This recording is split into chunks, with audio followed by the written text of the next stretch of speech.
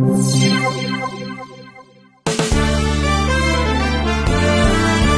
evening. This is A Point of View and I am Clara Santos. Tonight, should social media be regulated by the government? Misinformation, online abuse, censorship was the real threat. Joining us are Alex Reyes, advocate for online regulation, and James Cruz, tech entrepreneur opposing it. But first, we go to Jane de la Peña for the public polls. Thanks, Clara. We hit the streets of Iloilo City earlier today. Here's what some people had to say. Honestly, yes, the government should regulate it. Fake news is everywhere. It's dangerous, especially for the youth. No way! If the government controls social media, it might control what we're allowed to say. It's scary. Alex, what makes government regulation necessary? Social media influences everything from elections to health decisions. Without laws, disinformation, bribes, government intervention is the only way to enforce accountability and safety online. James, your take. The issue isn't need for safety. It's who gets to control it. If the government decides what's allowed, it can easily become censorship. Let's improve platform transparency, not hand over power. Quick data check from National Survey.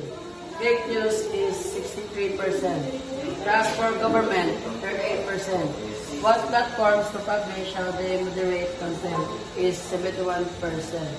Interesting numbers, right, Clara?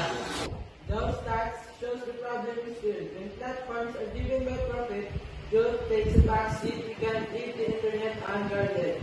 Profit doesn't always mean corruption. Platforms are already pressured to moderate. The solution is independent digital watchdog, not politicians pulling strings. You're trusting companies to police themselves. That's like letting a fox guard the hen house. And you're trusting politicians with re-election in mind? What if they silence critics under the price of regulation? Valid concerns from both sides. Let's turn to Clark for what netizens are saying online. Clara, comments are pouring in. Here's one from Diskar Kim. Regulation is a fancy word for control. It's trending. Hashtag regulate or not. Here's another one from Daniel. If social media were a highway, it needs traffic laws. Laws shape behavior. We regulate roads, food, medicine. Why not the things that influences our mind daily? Because each isn't a product. It's a right. Educate users. Hold platforms accountable, but don't have the right speech to say.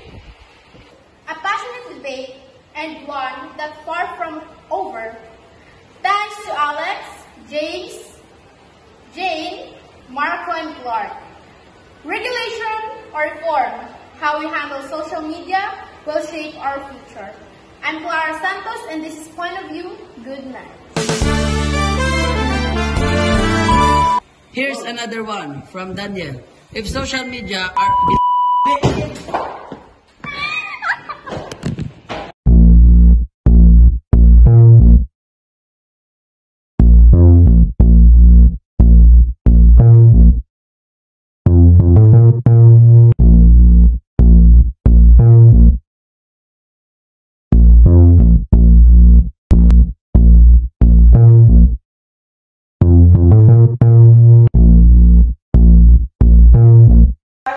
The problem is real.